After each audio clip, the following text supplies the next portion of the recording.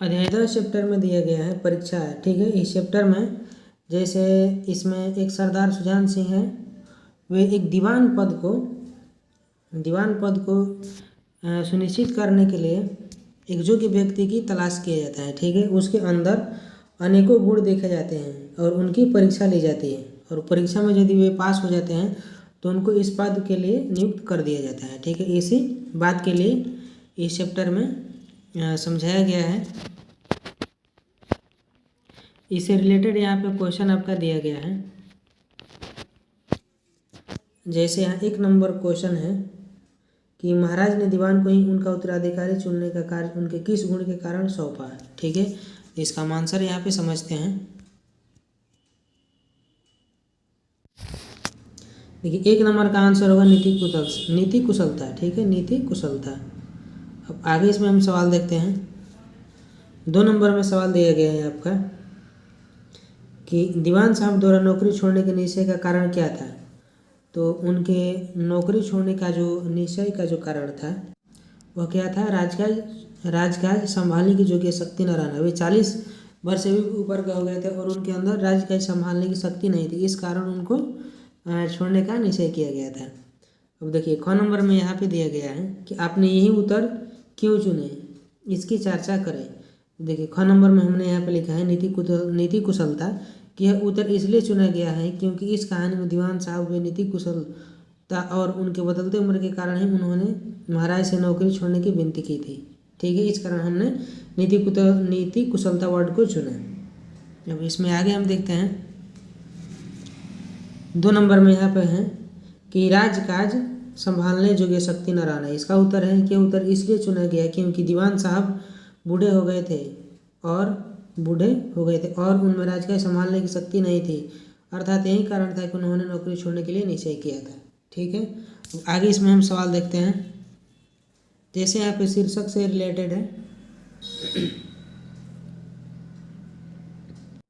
शीर्षक से यहाँ रिलेटेड क्वेश्चन दिए गए हैं कि आपने जो कहानी पढ़ी है उसका नाम प्रेमचंद ने परीक्षा रखा है, ठीक है। आपने समूह में चर्चा करके लिखी कि उन्होंने इस कहानी का यह नाम क्यों दिया होगा, अपने उत्तर के कारण भी लिखिए। तो हमने यहाँ पे लिखा है कि कवि, देखिए यहाँ पे थोड़ा मिस्टेक हुआ है, कवि लिखे, यहाँ पे हो जाएगा कवि, ठीक है। कवि प्रेमचंद द्वारा रखा गया कहानी का नाम परीक्षा है। यह इसलिए रखा गया है क्योंकि इसमें महाराज द्वारा एक व्यक्ति के गुण क्षमा, दया एवं उदारता, नीति कुशलता जैसे गुणों का जांच करना था, ठीक है। इस कारण इसका नाम परीक्षा रखा गया। फिर इसका कारण पूछ रहा है, तो कारण यहाँ पे हमने लिखा है कि एक योग्य व्यक्ति के सभी गुणों का जांच करना था, इस कारण इस पाठ का नाम परीक्षा रखा गया, ठीक है। आगे इसमें हम बढ़ते हैं। देखिए ख नंबर में दिया गया है कि यदि आपको इस कहानी को कोई अन्य नाम देना हो तो क्या नाम देंगे। आपने यह नाम क्यों ऐसा सोचा, यह भी बताइए। तो कहानी का नाम है योग्य व्यक्ति, आप इसका नाम योग्य व्यक्ति दे सकते हैं जैसे मैंने लिखा है। और फिर एक व्यक्ति गुणवत्ता की जांच, क्योंकि यह पाठ में एक व्यक्ति की अच्छे गुणों की जांच करने के लिए ही परीक्षा लिया गया था, ठीक है। तो इस प्रकार से हम लिख सकते हैं योग्य व्यक्ति और एक व्यक्ति की गुणवत्ता की जांच, यानी उसके गुणों की जांच, क्योंकि यह कहानी इसी विशेषता पर आधारित है, ठीक है। यहाँ पे लिखा भी गया है दूसरे प्रश्न के तौर पर कि आपने यह क्यों सोचा, यह भी बताइए। तो हमने यह अपने सोच समझ से यहाँ पे लिखा है कि यह कहानी इसी विशेषता पर आधारित है, इस कारण इसको सोच समझ कर हमने लिखा है, ठीक है। अब आगे इसमें हम देखते हैं पंक्तियों पर चर्चा। देखिए यहाँ पे दिया गया है पंक्तियों पर चर्चा में कि कहानी में से कुछ यहाँ पंक्तियाँ चुनकर दी गई हैं, इन्हें ध्यान से पढ़िए और इन पर विचार कीजिए। आपको इनका अर्थ क्या समझ में आया, अपने विचार अपने समूह में साझा कीजिए और अपने लेखन पुस्तिका में लिखिए। इस पद के लिए ऐसे पुरुष की आवश्यकता थी जिसके हृदय में दया हो, साथ साथ आत्मबल, हृदय उदार हो, आत्मबल हो और वीरता के साथ सामना करे। ऐसे गुण वाले संसार में कम हैं और है जो वे कीर्तिमान के शिखर पर बैठे हुए हैं। तो यह उदाहरण भी एक तौर पर ठीक ही है कि जिनके अंदर क्षमा, दया, उदारता, कीर्ति, मान, सम्मान जो सभी गुण है वह क्या है, वह शिखर के मान पर बैठे हुए हैं, यानी सर्वोच्च शिखर यानी ऊंचे पद पर बैठे हुए हैं और उसको मान कीर्ति भी है और मान जान भी है। तो इससे रिलेटेड हमें इसके बारे में लिखना है। देखिए यहाँ पे हमने इसके बारे में लिखा है कि इस पंक्ति के माध्यम से बताया गया है कि जिस व्यक्ति के हृदय में दया, क्षमा, आत्मबल, उदारता एवं वीरता है, वही उच्च पद के अधिकारी और संपूर्ण जन समुदाय के द्वारा मान सम्मान के योग्य है, लेकिन ऐसे व्यक्ति भी संसार में बहुत ही कम हैं। अब देखिए आगे क्वेश्चन दिया गया है इसमें सोच विचार के लिए, सोच विचार के लिए, ठीक है। कहानी को एक बार फिर से पढ़िए, निम्नलिखित के बारे में पता लगे और लिखिए। क नंबर में दिया गया है आपका कि नौकरी की चाह में आए लोगों ने नौकरी पाने के लिए कौन कौन से प्रयत्न किए थे। इसका आंसर है यहाँ पे कि नौकरी की चाह में आए लोगों ने नौकरी पाने के लिए बहुत से प्रयत्न किए, खान पान की आदतें बदली और सुबह जल्दी उठने लगे। वे सब व्यक्ति प्रेम भरी बातें करने लगे और कठोर परिश्रम करने लगे, जिससे कि नौकरी की चाह पूरी हो सके, ठीक है। ख नंबर में आपका सवाल यहाँ पे दिया गया है कि उसे किसकी सूरत देखते हैं, सब बातें ज्ञात हो गई, खिलाड़ी को कौन सी बातें की पता चल गई थी। इसका आंसर है कि जब खिलाड़ी ने किसान को देखा तो उसके मन में संदेह हुआ कि महाराज तो नहीं, आवाज़ मिलती है, चेहरा भी वही है। किसान ने भी उसकी ओर तीव्र दृष्टि से देखा और वह उसके दिल को संदेह को भाप गया। अतः इन्हीं सब बातों से खिलाड़ी को पूरी तरह पता चल गई कि महाराज किसान के जो रूप में है, जो हमसे सहायता मांग रहे हैं, यह परीक्षा की अंतिम घड़ी है। इस प्रकार से वह जो युवा व्यक्ति था समझ गया और किसान बने। महाराज को उन्होंने उस दलदल वाले कीचड़ से निकाला और उसको पूरी तरह इन बातों से उनको पता चल गई कि महाराज दीवान सुजान सिंह हैं, ठीक है। चलिए 2 नंबर क्वेश्चन यहाँ पे दिया गया है कि मगर उन आंखों में सत्कार था, इन आंखों में ईर्ष्या। किनकी आंखों में सत्कार था और किनकी आंखों में ईर्ष्या। ईर्ष्या का मतलब क्या होता है? ईर्ष्या का मतलब होता है जैसे एक दूसरे के प्रति हीन दृष्टि से, हीन भाव से देखना, ठीक है, इसको ईर्ष्या कहते हैं।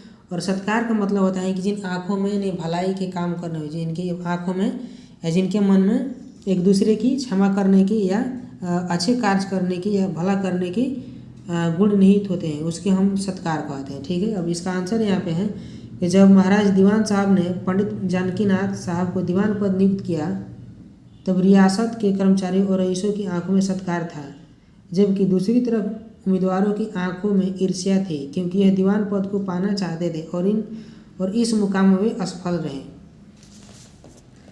आगे इसका प्रश्न हम देखते हैं यहाँ पे।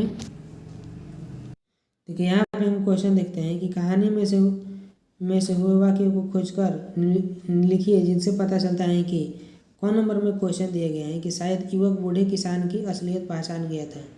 तो इसका आंसर है यहाँ पे कि युवक ने जब किसान की तरफ गौर दृष्टि से देखा तो उसके मन में एक संदेह हुआ, क्या यह सुजान सिंह तो नहीं है। उसके मन में यह संदेह हुआ। आवाज़ मिलती है, चेहरा भी वही है। किसान ने भी उसकी और तीव्र दृष्टि से देखा और युवक बूढ़े की असलियत को पहचान गया, ठीक है। ख नंबर में क्वेश्चन दिया गया है कि नौकरी के लिए आए लोग किस तरह बस नौकरी पा लेना चाहते थे। तो नौकरी के लिए आए लोग बस यह समझते थे कि 1 महीने का झंझट है, किसी तरह काट ले, कार्य पूरा हो गया तो कौन पूछता है। यानी कार्य पूरा हो गया, दीवान पद प्राप्त हो गया, तब तो आराम है या मजे ही मजे हैं, तब सब झंझट समाप्त हो जाएगा, ठीक है। इस प्रकार वह नौकरी सिर्फ पा लेना चाहते थे। आगे इसमें सवाल दिया गया है। देखिए कहानी की रचना में यहाँ पे दिया गया है कि लोग पसीने से तर गए,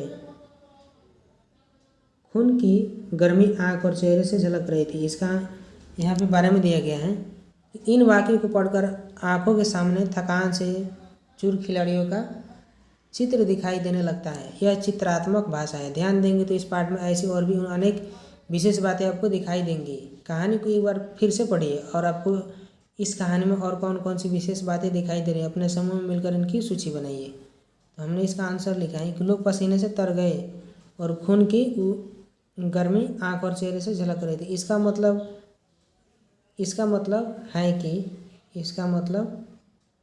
है कि वे लोग काफ़ी थक चुके थे।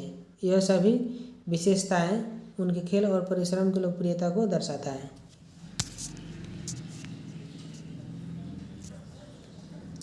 देखिए समस्या और समाधान में यहाँ पे दिया गया है। समस्या और समाधान में इस कहानी में कुछ समस्याएं हैं और उसके समाधान भी है। कहानी को एक बार फिर से पढ़िए और बताइए। क नंबर में दिया है कि महाराज के सामने क्या समस्या थी, उन्होंने इसका क्या समाधान खोजा। तो इसका आंसर यहाँ पे महाराज के सामने नए दीवान को चुनाव करने की समस्या थी। उन्होंने इसका समाधान खोजने के लिए दीवान साहब को ही इस जिम्मेदारी को सौंप दिया, ताकि वे अपने गुणों के अनुसार नए दीवान का चयन कर सके। ठीक है। ख नंबर में दिया है कि दीवान के सामने क्या समस्या थी, उन्होंने इसका समाधान कैसे खोजा। तो इसका आंसर है कि दीवान को अपने बढ़ती उम्र के कारण राजकाज ना संभाल पाने की समस्या थी, यही उनके पास समस्या थी। और इसका समाधान उन्होंने किस प्रकार खोजा। तो इसका आंसर है कि इसका समाधान उन्होंने अपने ही गुण के अनुसार जो कि व्यक्ति का चयन करके किया। ठीक है। तो यहाँ तक हमारा क्वेश्चन कंप्लीट हो गया। ग नंबर में इसी का ग नंबर में दिया है कि नौकरी के लिए आए लोगों के सामने क्या समस्या थी, उन्होंने इसका समाधान कैसे खोजा। तो इसका आंसर है यहाँ पे कि नौकरी के लिए आए लोगों के सामने यह समस्या थी कि दीवान पद कैसे प्राप्त किया जाए। इसके लिए उन्होंने अपनी आदत सुधारी, खेल शुरू किया और अनेक प्रकार से शारीरिक परिश्रम किया ताकि दीवान पद को प्राप्त किया जा सके। ठीक है। देखिए इसमें दिया है यहाँ पे मन के भाव, जैसे यहाँ पे मन के भाव से रिलेटेड बात दिया गया है। अब इसको हमको यहाँ पे इसके बारे में लिखना है। ठीक है। जैसे इन वाक्यों में कुछ शब्दों के नीचे रेखा खींची है, ये सभी नाम है लेकिन दिखाई देने वाली वस्तुओं, व्यक्तियों या जगहों के नाम नहीं है। ये सभी शब्द मन के भाव के नाम है। आप कहानी में से ऐसे नामों को खोजकर नीचे दिए गए स्थानों को भरिए। तो जैसे यहाँ पे हम जैसे भर लेंगे, इसको हम और थोड़ा बड़ा कर देते हैं। और मन के भाव के बारे में दिया गया है। ठीक है। तो यहाँ पे हम लिख लेंगे नीति कुशलता, यहाँ पे हो जाएगा नीति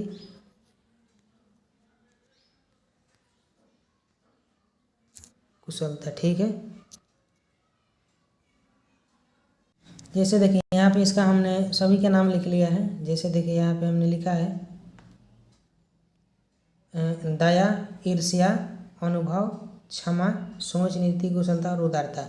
इस प्रकार से आप यहाँ पे लिख सकते हैं। ये क्या है, एक भाव है, यानी मानसिक भाव, मन का भाव है जो इस किताब में लिखा गया है। ठीक है। अब चलिए अब आगे इसमें हम सवाल देखते हैं।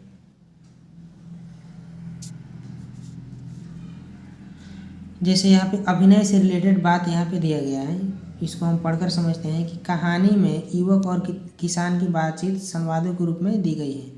यह भी बताया गया है कि उन दोनों ने ये बातें कैसे बोली। अपने समूह के साथ मिलकर तैयार कीजिए और कहानी के इस भाग को कक्षा में अभिनय के द्वारा प्रस्तुत कीजिए। अपने प्रत्येक समूह से अभिनेता अभिनेत्री कक्षा में सामने आएंगे और एक एक संवाद अभिनय के द्वारा बोलकर दिखाएंगे। तो इसमें कोई खास क्वेश्चन रिलेटेड नहीं है। अब आगे इसमें हम आगे देखते हैं। देखिए इसको यहाँ पे मिलान करना है। ठीक है। स्तंभ 1 से स्तंभ 2 से, इसको हम मिलान करके यहाँ पे समझते हैं।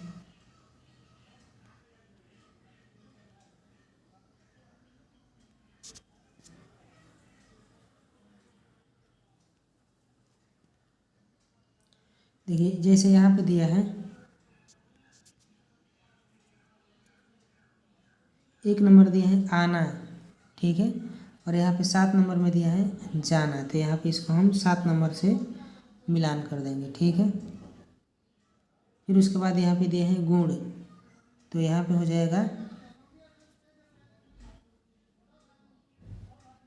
अवगुण। इसका उल्टा हमें लिखना है। तो गुण का यहाँ पे क्या हो जाएगा, अवगुण।